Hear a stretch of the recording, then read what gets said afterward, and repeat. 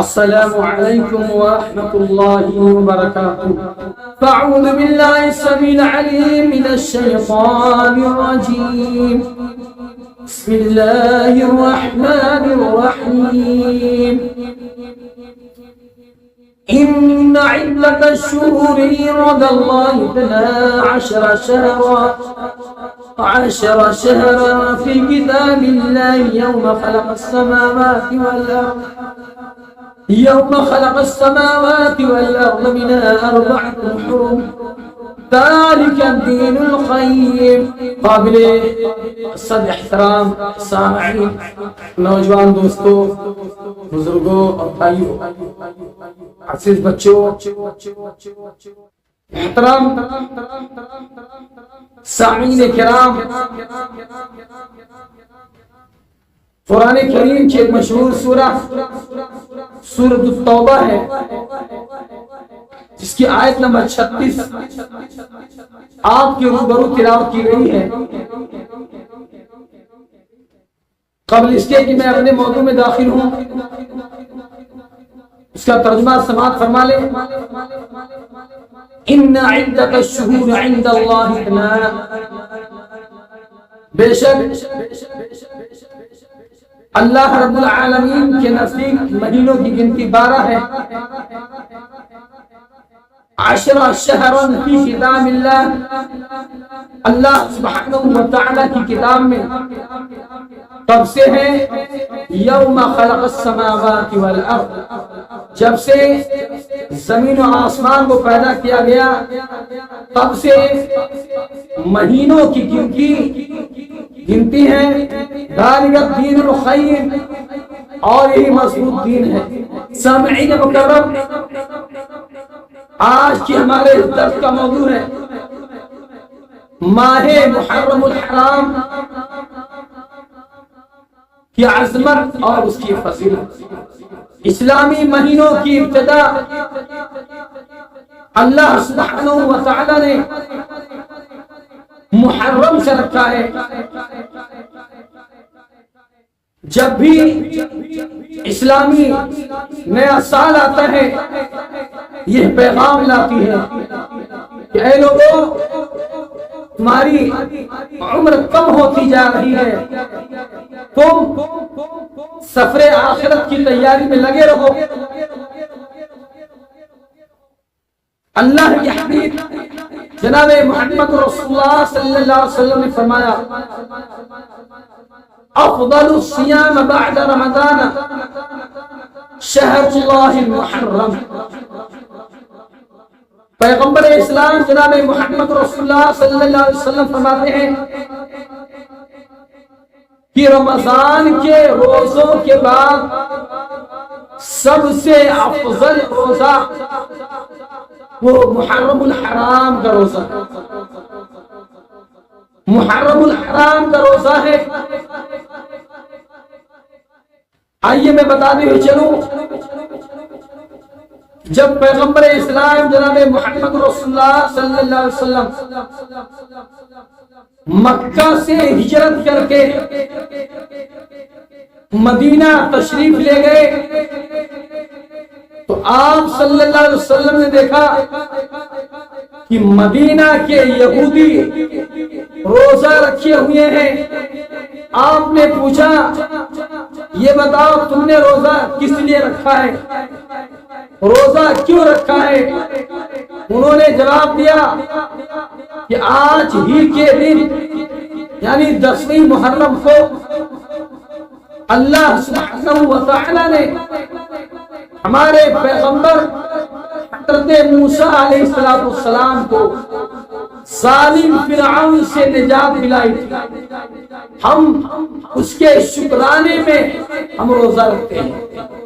پیغمبر اسلام جناب محمد رسول اللہ صلی اللہ علیہ وسلم نے فرمایا، ہم تم سے زیادہ حق رکھتے ہیں، ہم تم سے زیادہ مستحق ہیں۔ حضرت موسیٰ علیہ السلام ہمارے نزدیک بھائی ہیں، ہم تم سے زیادہ حق رکھتے ہیں کہ ہم بھی روزہ رکھتے ہیں۔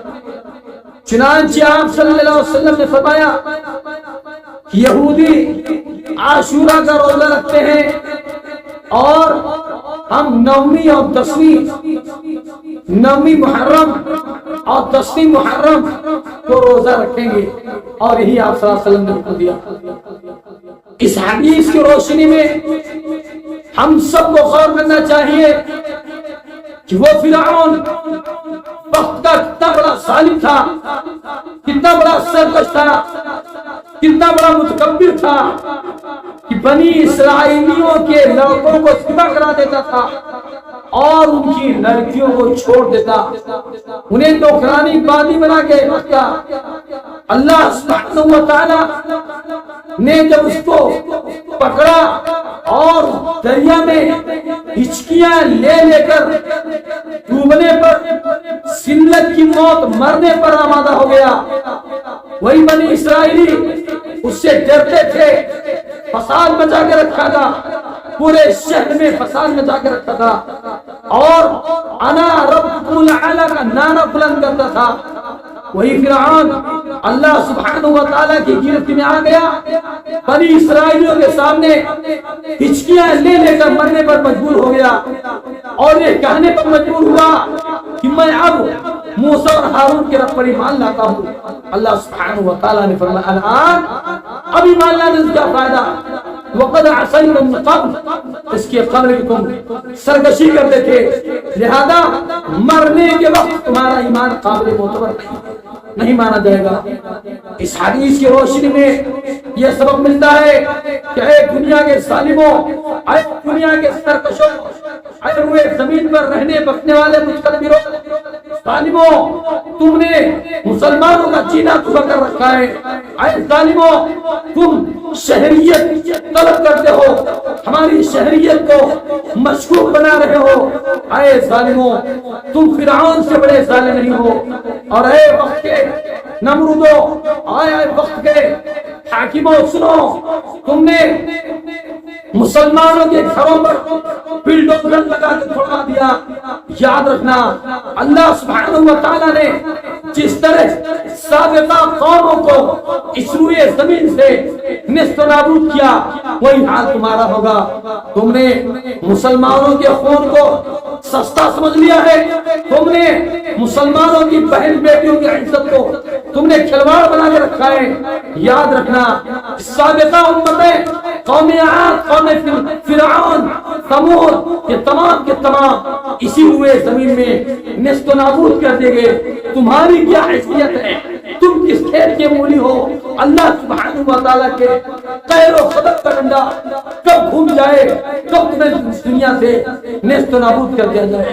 میرے بھائیوں، میرے بزرگوں، آپ کہنے کا مقصد یہ ہے کہ اللہ سبحانہ و تعالیٰ نے اسی دنیا کے اندر ظالموں کو پکڑا، اور جب بھی اسلامی نیا سال آتا ہے، یہ پیغام لاتا ہے کہ اے لوگوں، تم خوشیاں مت مناؤ، یہ نیا اسلامی سال مبارک ہو، تم جو ہے قبر کے قریب ہوتے جا رہے ہو، تمہاری منزل قریب آتی جا رہی ہے۔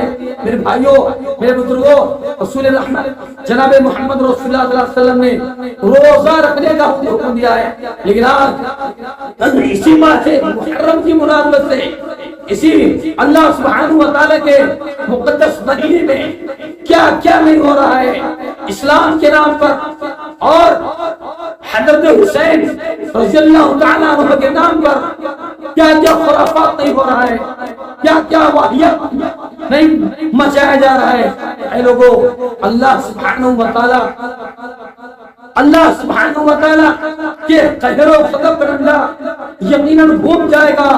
لہذا واقعات، خرافات، حضرت حسین رضی اللہ تعالیٰ عنہ کے نام پہ جو رسم و رواج منایا جاتا ہے، یہ یقیناً غلط ہے، کہیں بھی اس کا ثبوت نہیں ملتا ہے، کسی قرآن و حدیث میں اس کا ثبوت نہیں ملتا ہے۔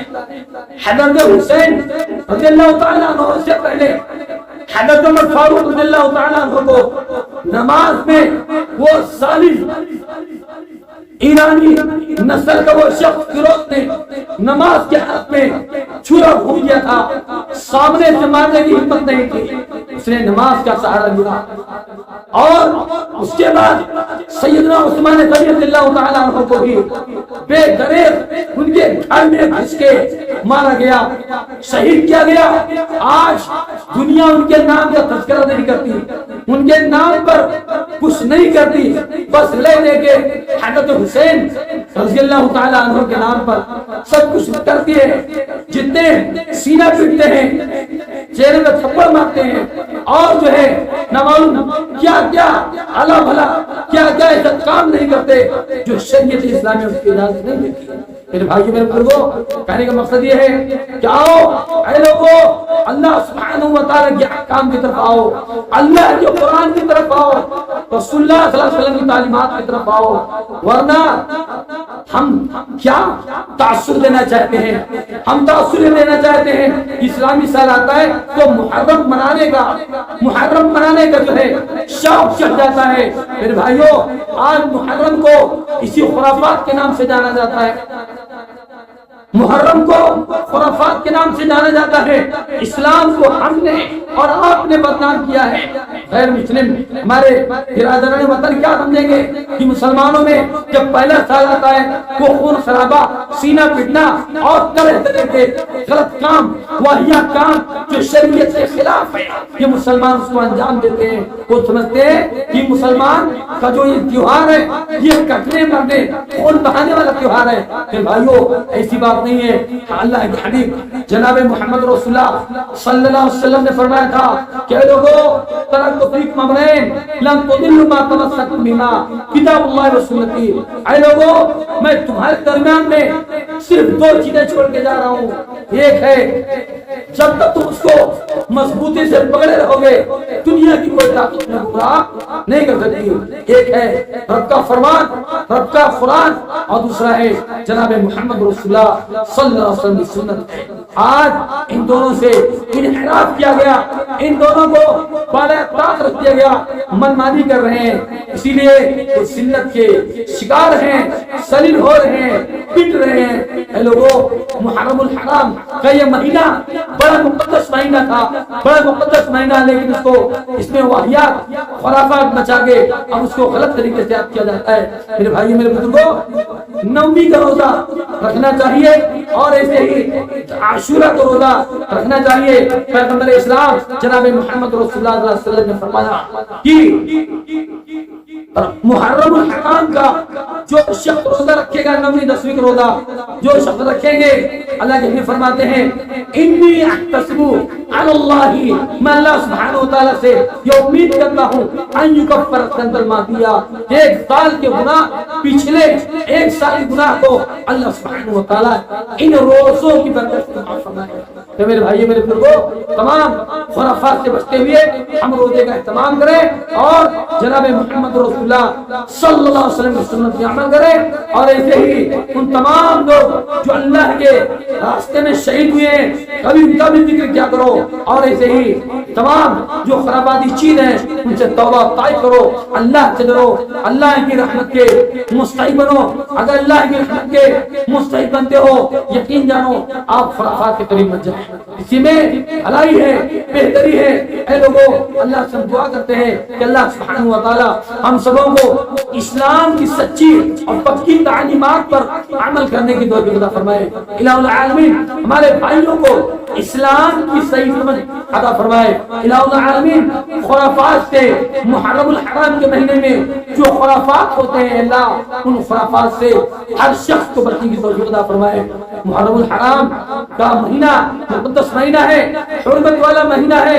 ذی القعدہ، ذی القعدہ، محرم، 3 مہینے پیدر پہ لگاتار ہیں، حرمت کے مہینے، اور چوتھا رجب کا مہینہ ہے۔ ان جو ہے مقدس مہینے میں ایسا کوئی عمل، باطل عمل نہ کیا جائے جس سے کہ اللہ سبحانہ و تعالی ناراض ہو، اللہ کا غضب نازل ہو۔ میرے بھائیوں میرے بزرگوں، اللہ سے ڈرو، اللہ سے تقوی اختیار کرو، خرافات کے قریب مت جاؤ۔